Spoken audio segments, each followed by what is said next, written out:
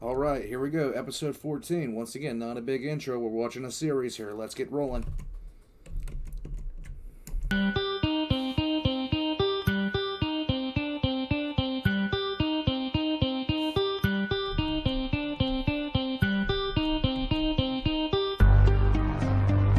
And guys, if you'd like me to start doing intros, outros, stuff like that, just let me know, please. He was on his 9th attempt, and things inside the besieged chimera had gone from bad to much, much worse. No matter what sequence Farnes could think of, no matter what code the guardsmen contrived, nothing was working. And was it any wonder? Farnes didn't know so much as how many numbers the code required, the input panel accepting as many digits as he typed into it, leaving him without any reference to how long the sequence of numbers should even be. And while he sat there, guessing for their lives, his squad was running out of time. The vehicle rocked as the toy soldiers outside began hitting back in a big way, and if not for Gala's almost precognitive skill inside the heavy bolter turret, it was all but a given that the chimera would have already been reduced to cinders and searing steel. Oh, please, Holy Emperor of Mankind, please guide my hand! He prayed as he closed his eyes, dialing random numbers into the pad, and then biting his lips such that it bled, jabbing the enter key. This time, the same rejection notice that had presented itself each instance before did not appear, and a new message took its place. Farnes felt lightheaded, hands tingling as he grasped the wheel before him and made sure his feet were against the correct pedals, waiting for the controls to unlock as his eyes focused on the new message. By the laws of logic, this chimera platform is declared locked and is hereby inaccessible until such a time as the proper rites of security reset may be reformed. Turn thyself in for punishment. Thy mind is unworthy of thine access. The young guardsman felt all the blood drain out of his face, his grip slackening around the wheel of the vehicle. He reached out with a numb hand, pressing a cold finger against the steel keys of the input pad. There was no response, the message remaining unchanged. Using legs that felt utterly devoid of strength, he pressed against the pedals and found them locked. So that was it then. At first, he simply went limp, slumping into his seat and wishing he could will himself to die right there and then and spare the replique the shots they'd use. But then, a rage filled him, a defiance, a denial of the hand dealt to him. He gripped the wheel before him and grit his teeth, raising his heavy booted foot up from the pedals and aiming it at the display. "Throne damned piece of treacherous!" He started to yell, spittle flying from his lips, when suddenly something happened that stopped not only him, but froze everyone in the vehicle, with the exception of Gala, who was far too enthralled in her bloody work to notice the change. The back door, the one that had been locked before, suddenly chimed and swung down and open. The sound and smell of the battle outside flooded the cabin of the APC, and in with it came a willowy, ethereal figure dressed in red robes. Regin screamed, falling away from the wall-mounted lasgun he had been manning, and, drawing a pistol, riddling the figure with lances of red light. 8 shots passed into and through the figure in red before Janice, who had been standing over Regin, had the good sense to kick his comrade in the face, knocking him out cold. The red-robed figure moved forward without pause or hesitance, even as it was struck by the lethal rays of light. The robe burned and smoldered, and then fell away completely, revealing that it was not a robe at all, but a portion of a Mechanicus banner. And the figure in question was barely that at all, no more than a floating head, or more accurately, a servo skull. The skull hovered between the stunned guardsmen, paying them no mind at all as it made its way into the driver's seat area. Granger, get their own damn door shut! Janice, get back on those guns! Halak yelled, turning back to continue using his own weapon as his men heeded him a moment later. Meanwhile, the skull plopped itself down protectively over the input panel, and Farnes, who had frozen in place as this all happened, jumped with a start and lowered his leg back down to the pedals hastily. Sorry, I didn't mean it, he told the skull. It ignored him, settling itself over the panel and locking itself in place with several pincer-like claws. All the while, wires and mechadendrites slithered out from around the neck of the skull, finding various inputs around the panel and causing its obscured screen to go blank. Farnes jumped for a second time as the engines of the chimera roared to life beneath him, and his squad gave a beleaguered cheer.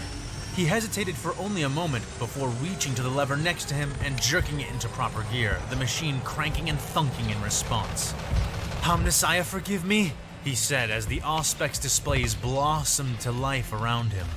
"But I'm taking credit for that." He stomped on the accelerator and grit his teeth as the already smoking vehicle lurched forward in a sudden rush, almost kicking from the ground as it tore onto the base's main road. The base in question was a mess of fighting and chaos, but the Imperium was definitely on the defense, and a receding one at that. Farnes felt cold sweat sting his eyes. Where was he even supposed to go?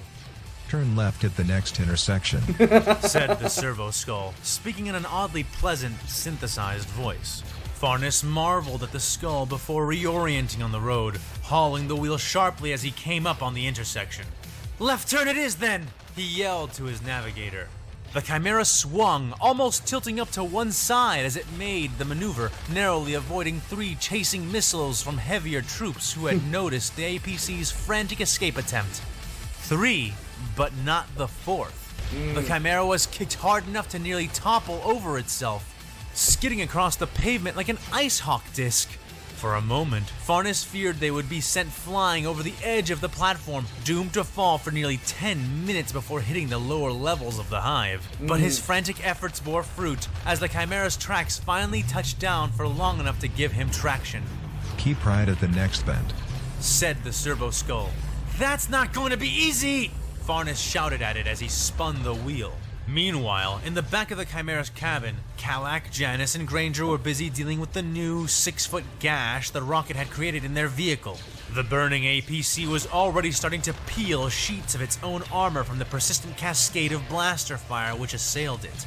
The inside of the cabin becoming swelteringly hot as the hull redistributed the plasmic heat of the enemy weapons. With this latest wound, the clones could now bypass the failing armor completely, and several were attempting just that, lobbing grenades and hails of blaster fire into the breach. Gala's strafing lines of death kept them from getting too comfortable or accurate, but even so, it was all the other three could do to cluster near the mouth of the breach and fend off their attackers, tossing back grenades and returning fire. Back in the driver's seat, Farnes was crushing the accelerator pedal into the floor of the Chimera, knuckles white on the wheel as he came to gradually realize that, instead of driving out of the besieged base, he was being directed further in. Nice. make a left turn at the next intersection, and your destination will be directly ahead, said the skeletal navigator. Oh my god. "Burning throne, you better be sure about this!" he yelled as he hauled on the wheel, skidding the Chimera to one side and almost flipping the APC altogether as he made the final bend. Before him, Farnes could see only a distant but rapidly approaching dead end in the form of a massive red wall, the wall of a Mechanicus shrine or temple of some sort. The building had 4 sides, a flat top, and it tapered, almost pyramid-like, near the top. Upon it was the half-bone, half-mechanical skull that was the symbol of the Church of the Machine God, and all over its pitted red hull were fires and flaws born from the battle raging around them. increase speed. Love this You are music. now on the fastest route to your destination. What? 40K Wait, GPS. you know that we're not trying to die, right? Farnes said, foot still glued to the accelerator. Acknowledged. Maintain course. You are now on the fastest route to your destination. The young guardsman grit his teeth until he was sure they would crack. His hands were freezing, his guts were dancing in his body, his fear surging in him like a current of weakness which struggled to break him from the inside. His faith flailed against it, but it was proving less and less effective as the temple's walls grew closer and closer. He wanted to close his eyes, but knew doing so would be the same as diverting his path. "Can I slow down now?" he yelled. Negative. Maintain course. You are on the fastest route to your destination. The wall was swallowing his vision now, so large in his view that he could see little else. "Don't close your eyes," he ordered himself. "Don't close your eyes! Don't close your eyes!"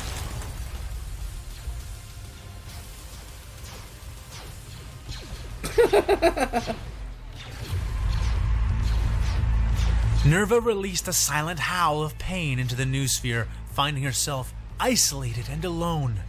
She wished she could jump out from her physical body and into the data currents of the noosphere itself to escape the certain death and failure which faced her now. But all she could do was mute the pain receptors in her left arm as the limb, both burnt and seizing from the blue energy bolt which had struck her, continued to convulse, tearing her muscles apart, both the mechanical and the organic.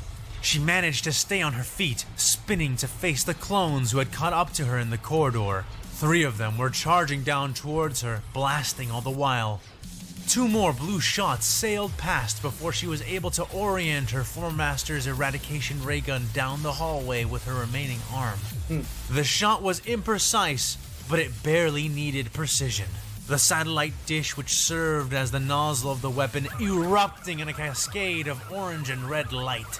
The light seemed like any other, save that it reddened the walls where it touched steel, and it shone straight through the clones, first blackening their armor before blowing them away silently like collapsing ash sculptures struck by a persistent breeze. Nerva sighed and sagged under its weight, groaning aloud at the sound of the weapon's warning chime. She had no idea if that was serious or merely the incessant mewling of the gun's grieving machine spirit. She hoped, for her sake, that it was the latter.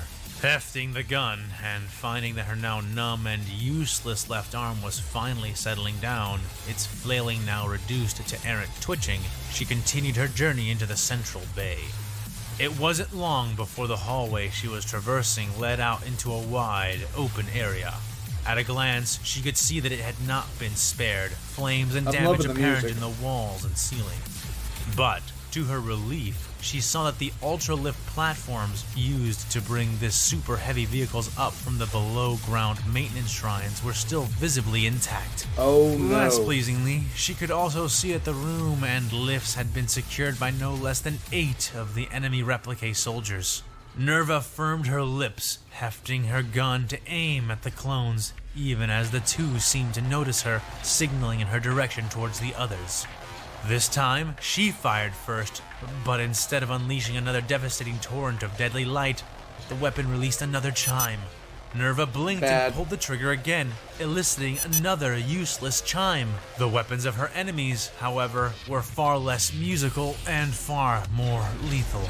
She screamed her all-too-human panic into the silence of the noosphere as she tossed the useless weapon aside and dove behind a large block of stacked crates. She briefly considered reconnecting the nerves to her left arm, but dismissed the idea almost instantly. The last thing she needed right now was to be flooded with agony, even if it meant the loss of her arm. Nerva knew she needed her mind much more, and needed it as unclouded as possible to accomplish her goals. Those goals currently were mostly about survival, which was proving less and less likely with every passing moment. She had only a single deployable monoblade left, a 10-inch length which she could protrude from the centermost knuckle of her right hand. She looked at it then, deploying the black steel, almost laughing at how pathetically inadequate the weapon was for her current situation. And yet, she had not the means to create or produce anything better, and so, with lethal resignation, she began to crouch, preparing to advance. Just then, 3 of the clones appeared, running around her cover and surrounding her, guns out. She felt her whole body become as cold as steel. She didn't even try to rise as the clones began to pull the triggers on their blaster rifles. That was that then. As soon as this new resignation settled over her, it was shattered, along with the wall beside her, with a bone-shattering crash. A chimera, burning and coming apart, burst through the metal wall in a spray of metal and bolt shells, firing even as it careened into the 3 clones who had cornered her. The vehicle swiveled and spun, terminating its erratic journey when it crashed into a partially disassembled Lumen Rust battle tank. The remaining clones reacted quickly, but most of them were not quick enough, the death-spitting turret at the top of the burning vehicle spinning to face them, blowing troopers Nice. apart with sustained fire and driving those that remained into the hallways for cover. Nerva felt almost weak, numbing more and more of her emotion and nerve receptors. Now was no time to gawk or even praise her luck, a point that was driven home as several more clones began flying into the building, carried aloft by their jetpacks. These two were countered, however, as the back of the chimera fell open and a squad of 4 Imperial soldiers charged out, one of them bearing an unconscious comrade over one broad shoulder. They opened fire into the breach, striking the clones there and forcing them back. As they did, a familiar skull, Bofin 337, came zipping out after them, heading straight towards her. In an instant, Nerva understood that her salvation had not come from sheer chaotic chance, and, despite herself, allowed a display of human affection as the skull approached her. Pet the thing. Smiling in spite of her condition, she wrapped her working arm around the servitor and pulled it close. "Bless you, Bofin. You're a seraph of the machine god himself," she praised, speaking her thoughts to the skull over their new spheric connection. The device sent back several purrs and chirps of approval, recognizing its task as complete. She had only a moment more before a grizzled, sweating sergeant stomped up to where she was kneeling. He hefted a smoking las rifle, its barrel glowing and stinking of ozone. The man's eyes were bloodshot, and Bofin's auspic scans showed that he had a dangerously low amount of melatonin in his body, though his cortisol levels were abnormally high, even for the situation. The man looked down at her with an unkind grin. "Well, Tech Priest, I'm guessing you called for help." Awesome. I was loving the music. That's a very long Q&A session right there. Okay, that's episode 14. I can't wait to see the next one. I can't wait to see how that's gonna look, the feel of it, everything like that. If you guys want me to start doing more intros, more stop explanation kind of things, please let me know. My goal here is to give you guys what you want, and so that's why I'm doing this. This is excellent though. Oh wow. Oh, by the way, I don't know why I should have to say this. I don't know why. I have been having to avoid the comment section because people are posting spoilers. And I don't want spoilers. A lot of people are watching this for the first time with me, and they don't want spoilers either. So please do not give spoilers. In any case, like and subscribe if you haven't already. If you guys want me to start going a little bit more into depth and stuff like that, and I know I've been stopping and giving some explanation and some clarification and stuff like that. If you guys want me to do that more, please say so. In any event, I have been told that episode 15 is going to be a good one. We'll see you tomorrow.